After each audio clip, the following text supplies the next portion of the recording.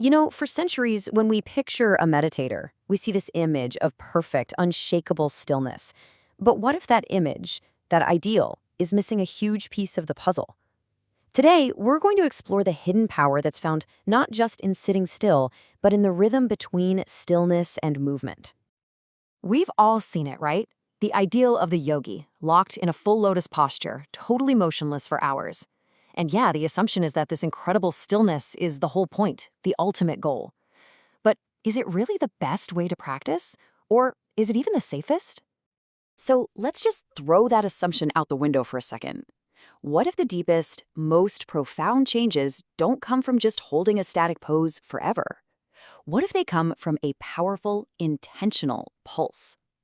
Think about it, a cycle of pressure and release, charge and discharge.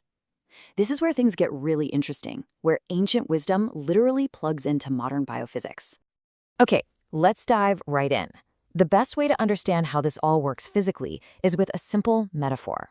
I want you to think of your body as a kind of biological battery, a battery that you can actually learn to charge up using nothing more than your own posture and a little bit of pressure. So the secret sauce here is something called the piezoelectric effect. It sounds really technical, but the idea is actually super simple. When you squeeze or twist certain materials, they literally create electricity. And get this, it turns out our own bones and our connective tissue, our fascia, are made of this stuff. They're basically living crystals. So how does our body actually use this? Well, take a look at this diagram of Wolff's Law. It's this incredible feedback loop. See that mechanical stress at the top? That's you in your posture. That pressure creates the piezoelectric effect we were just talking about, which generates a tiny electric signal. And that signal acts like a direct current that literally tells your bone cells to get stronger. It's an amazing self-regulating system. And here, we're zooming way in, down to the micro level. It's wild, but our bone tissue is structured just like a component you'd find in a computer chip. It's a biological semiconductor. It acts like a diode, which is like a one-way gate for electricity. This means the energy you're generating doesn't just scatter randomly. It's actually channeled and directed, like it's flowing through your body's own internal wiring. Okay, so what does this all mean? Well, when you're holding a posture like the full lotus, you're in the charging phase. The twisting force on your bones creates that internal electric field. At the same time, the posture pinches off some major arteries in your legs, which causes blood pressure to build up in your torso and head. But here's the kicker. This is an instant. It takes time. We're talking at least 45 to 60 minutes to really build up that biological charge. But, okay, what happens if you just keep charging that battery and you never unplug it? What happens if you never let that energy go anywhere? This is where we hit the real paradox, and we need to talk about the dangers of taking stillness too far.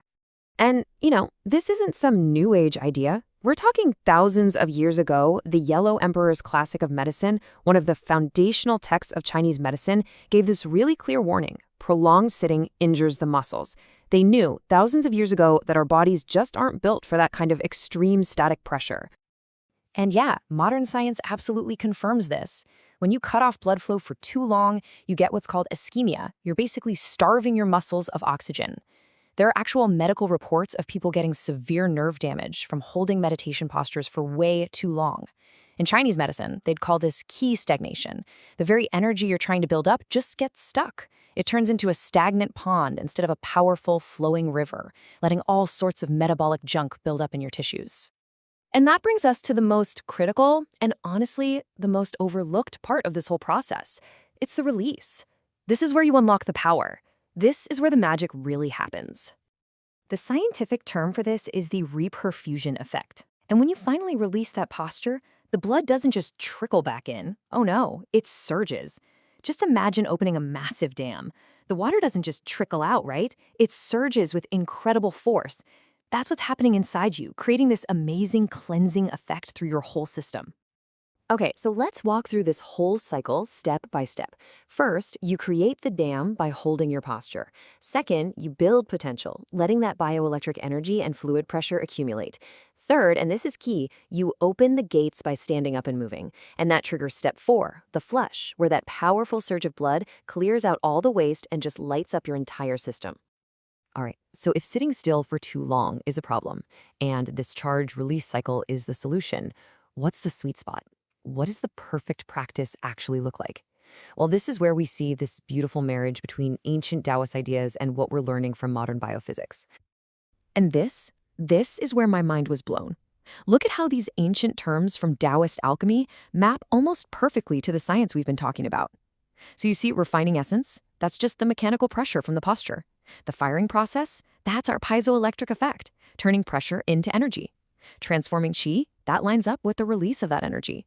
And replenishing the brain? That maps perfectly to that surge of blood and cerebral spinal fluid we just talked about. It's amazing.